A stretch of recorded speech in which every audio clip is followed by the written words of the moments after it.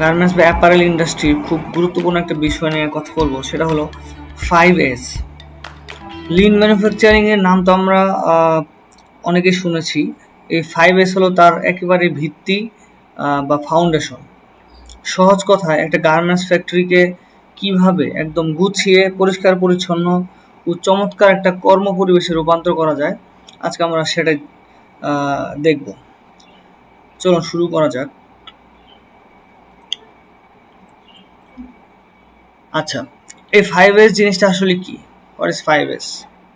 5S comes from 5 Japanese words, each starting with S. When translated to English, they form a powerful workplace organization system. সেখানে আমরা দেখতে পাচ্ছি 5টা 5S দেওয়া আছে। এই 5টি জাপানি শব্দকে যখন আমরা ইংরেজিতে অনুবাদ করি, তখন আমরা 5টি এস পেয়ে থাকি।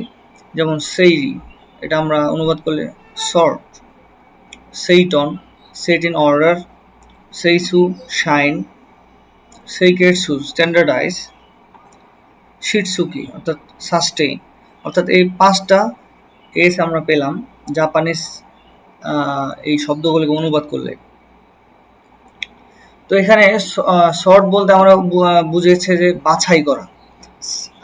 নাম্বার 2, সেট ইন অর্ডার অর্থাৎ ঠিকঠাক গুছিয়ে রাখা। শাইন অর্থাৎ ঝকঝকে পরিষ্কার করা। স্ট্যান্ডার্ডাইজ, এখানে একটা নিয়ম বা স্ট্যান্ডার্ড তৈরি করার কথা বলা হয়েছে। সাস্টেইন অর্থাৎ এই 5টা নিয়ম যদি একটা ফ্যাক্টরিতে ঠিক মতো অ্যাপ্লাই করা যায়, তাহলে কাজের স্পিড এবং কোয়ালিটি দুটি অনেক বেড়ে যায়। ওয়েল, এখন আমরা 5টা ধাপ নিয়ে যদি কথা বলি, তার প্রথম ধাপটা হলো S1 বা সর্ট। বাংলায় যেটাকে আমরা বলি বাছাই করা। Sort out unnecessary items, define what's needed daily, weekly and monthly, and keep them separate, record and eliminate unused and broken items. Factory ফ্লোরে বা ডেস্কে আমরা প্রতিদিন কি লাগে, সপ্তাহে কি লাগে আর মাসে কি লাগে সেটাকে বুঝতে হবে।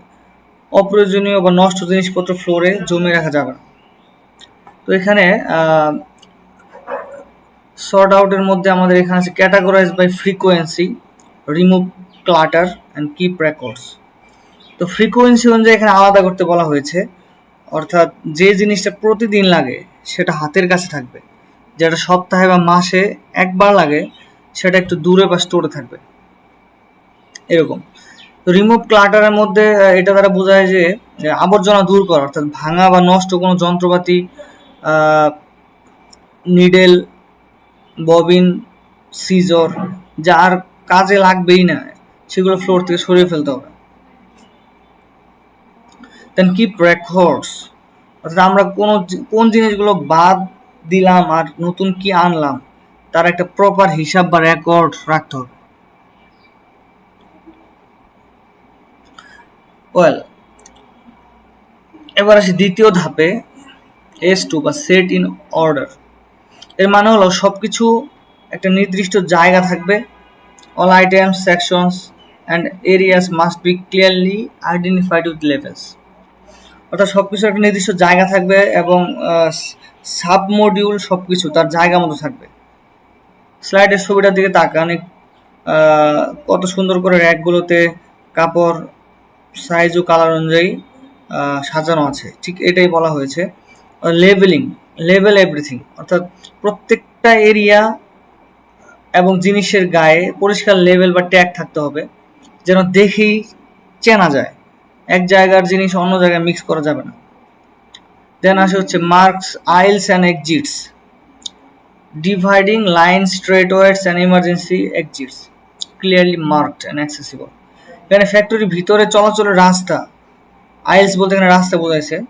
দেন সিরিয়ার ইমার্জেন্সি এক্সিট বা জরুরি নির্গমন পথগুলো লাইনে মেপে হলুদ বা অন্য কালার দিয়ে মার্ক করা থাকতে হবে, যেখানে যেন কোনো মালামাল ব্লক করে রাখা না হয়, অর্থাৎ মালামাল ব্লক করে রাখা যাবে না রাস্তায়, চলাচলের রাস্তায়। দেন আছে প্ল্যান্ট স্টোরেজ, নাম্বার 3। সব কিছু এমনভাবে প্ল্যান করে রাখতে হবে যেন খোঁজাখুঁজি না করেই মাত্র কয়েক সেকেন্ডের মধ্যে জিনিসটা হাতে পাওয়া যায়, অর্থাৎ প্ল্যান্ড অর্ডারে সব কিছু রাখতে হবে। ওকে, নাম্বার 3 হলো শাইন। সহজ কথায় ক্লিনলিনেস, অর্থাৎ ঝকঝকে পরিষ্কার পরিচ্ছন্নতা। পরিষ্কার রাখাটা শুধু বায়ারকে দেখানোর জন্যই নয় কিন্তু, বা কমপ্লায়েন্সের জন্যই নয়, এটা কর্মীদের স্বাস্থ্যের জন্য জরুরি। এখানে শাইনের মধ্যে আমরা কয়েকটা ব্যাপার খেয়াল করব। ফ্লোরস অ্যান্ড সারফেসেস, এখানে মেঝে, দেয়াল, সিঁড়ি, সিলিং থেকে শুরু করে মালামাল রাখার র্যাক সবকিছু রেগুলার শিডিউল মেনে পরিষ্কার করতে হবে। দেন মেশিন অ্যান্ড টুলস, অপারেটররা যে সুইং মেশিন বা কাটিং মেশিনে কাজ করছেন সেগুলোতে যেন কোনো ডাস্ট বা সুতো জমে না থাকে, টুলসগুলো সেজন্য পরিষ্কার রাখতে হবে। দেন চেকলিস্ট অ্যান্ড পেস্ট কন্ট্রোল, এখানে যেটা বলা হয়েছে যে কে কখন পরিষ্কার করবে তার একটা চার্ট বা চেক লিস্ট থাকবে। আর ফ্যাক্টরিতে যেন ইঁদুর বা পোকামাকড়ের উপদ্রব না হয় সেজন্য রেগুলার পেস্ট কন্ট্রোল করতে হবে।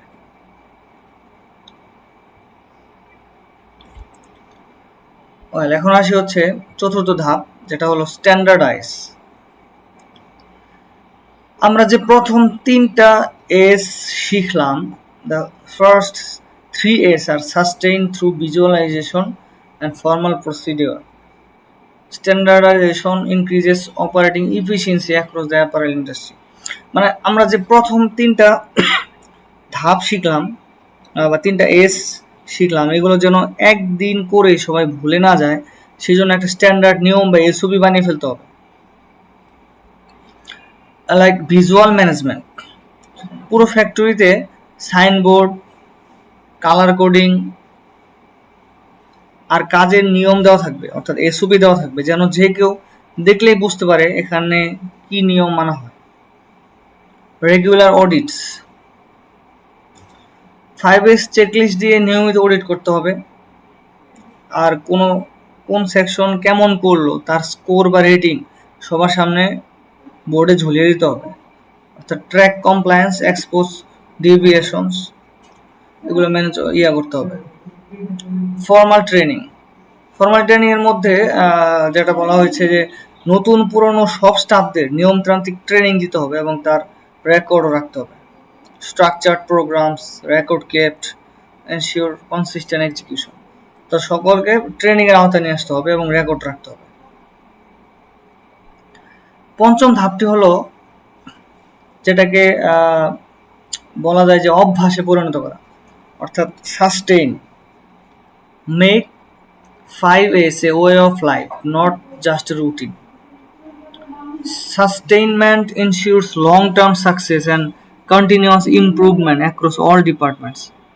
যেটাকে অভ্যাসে পরিণত করতে হবে, অর্থাৎ 5S কোনো একদিনের ইভেন্ট নয়, এটা প্রতিদিনের কালচার বা লাইফস্টাইল হতে হবে। এর মধ্যে সাস্টেনের কয়েকটা ধাপ রয়েছে এখানে। Display success stories, before and after pictures posted on 5S board in every section. এখানে দেখতে পাচ্ছেন যে বিফোর কিছু পিকচার এবং আফটার পিকচার দেওয়া আছে, তো অর্থাৎ ফ্লোরের 5S বোর্ডে কাজের আগে এবং পরের ছবিগুলো ঝুলিয়ে রাখতে হবে। এতে সবাই মোটিভেশন পাবে যে আগে আমাদের ফ্লোর কেমন ছিল আর এখন কত সুন্দর হয়েছে। রিওয়ার্ড অ্যান্ড রিকগনিশন, এখানে পুরস্কার এবং স্বীকৃতির কথা বলা হয়েছে। যে সেকশন বা যে টিম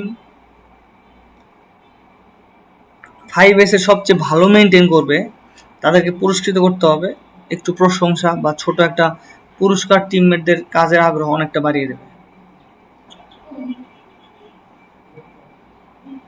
এখন আমরা কথা বলবো আধুনিক 5S এর বর্ধিত এবং অন্যতম গুরুত্বপূর্ণ দুটি রূপ, S6 এবং S7 নিয়ে। অনেক জায়গায় S7 হিসেবে সিকিউরিটি ব্যবহার করা হলেও গ্লোবাল স্ট্যান্ডার্ড লিন ম্যানুফ্যাকচারিং অনুযায়ী S7 হলো স্পিরিট বা কর্মীদের কাজের পজিটিভ মানসিকতা। S6 হলো সেফটি, জাপানি ভাষায় যেটাকে আনজেন বলা হয়।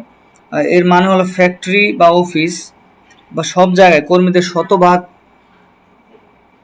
নিরাপদ কাজের পরিবেশ দেওয়া, যেন ভুল এবং দুর্ঘটনা একদম শূন্যের কোঠায় নামিয়ে আনা যায়। Ensure safe working condition for all factory and office employee to minimize accidents. S7 হলো স্পিরিট, এর মানে হলো পুরো ফ্যাক্টরি কর্মীদের মধ্যে একটা টিম স্পিরিট,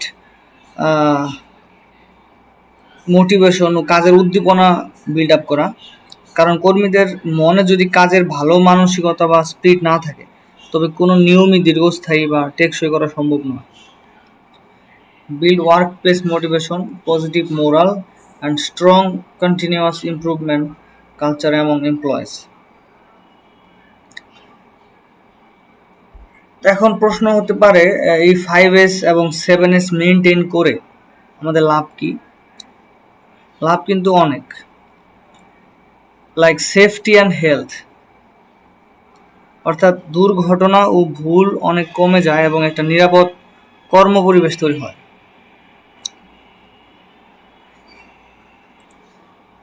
হলো কোয়ালিটি ফাউন্ডেশন, কোয়ালিটির ভিত্তি। বায়াররা যখন এসে দেখে ফ্যাক্টরি এত পরিপাটি, তখন তাদের স্যাটিসফ্যাকশন ও ট্রাস্ট অনেকটা বেড়ে যায়। Then visual management, visualization, labeling and SOPs everywhere. Everyone knows their responsibility. তো কালার কোড আর লেবেলিং এর কারণে সবাই নিজের দায়িত্বটা খুব ভালো বোঝে। দেন প্রোডাক্টিভিটি বা উৎপাদনশীলতা, এর মাধ্যমে increase efficiency, save Times, cost and storage space, reduce down time and wastage, অর্থাৎ সময় বাঁচে, অপচয় কমে, অ্যান্ড আলটিমেটলি ফ্যাক্টরির খরচ কমে আসে। Culture and moral and discipline, culture এবং শৃঙ্খলা আনয়ন করা হয়, অর্থাৎ স্টাফদের কাজের মোরাল বা মানসিকতা উন্নত হয় এবং তারা ফ্যাক্টরিকে নিজের মনে করে যত্ন নেয়। ভিডিও শেষ পর্যায়ে চলে এসেছি, তাহলে এই 5S বা 7S আমরা প্র্যাকটিক্যালি কিভাবে শুরু করব? ইমপ্লিমেন্টেশনের কিছু স্টেপস রয়েছে এখানে এবং কিছু কি অ্যাকশন রয়েছে। স্টেপসের মধ্যে বলা আছে যে প্রথমে একটা সেন্ট্রাল 5S কমিটি বানাতে হবে, 5S কমিটি, অ্যান্ড প্রতিটা সেকশনের জন্য সাব কমিটি থাকবে।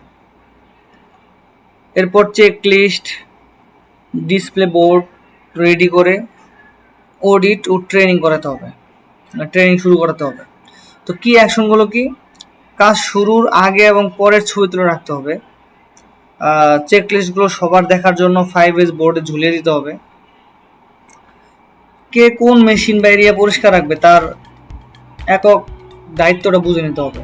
আর assign individual responsibility for areas and machinery.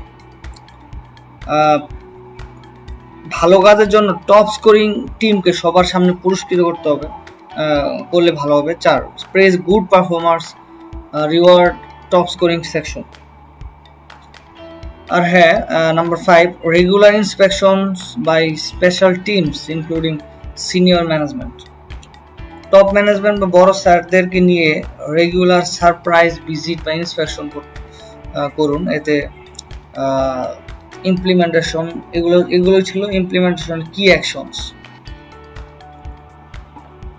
এই ছিল আজকে গার্মেন্টস ইন্ডাস্ট্রিতে 5S or 7S ইমপ্লিমেন্টেশনের সহজ গাইডলাইন। ভিডিওটি ভালো লাগলে অবশ্যই লাইক শেয়ার দিতে ভুলবেন না, আর অবশ্যই সাবস্ক্রাইব করে আমার চ্যানেলের পাশে থাকবেন। ধন্যবাদ সবাইকে। আসসালামু আলাইকুম।